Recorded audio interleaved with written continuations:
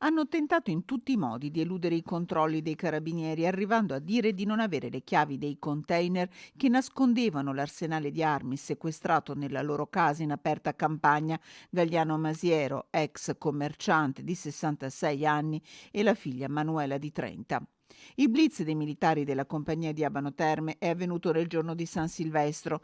Nei container erano nascoste armi da guerra, pericoloso esplosivo al plastico, il munizionamento completo.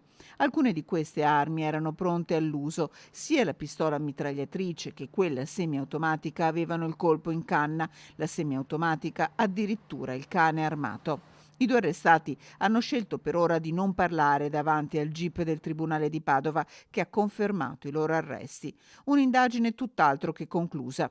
I carabinieri, coordinati dal PM Sergio Dini, stanno continuando a scavare e intanto analizzano il materiale sequestrato e i cellulari dei due. Non si escludono nuovi sviluppi, tra le ipotesi quella che i due insospettabili percepissero un compenso per la custodia di armi utilizzate da gruppi criminali che sapevano dove trovarle prima di entrare in azione.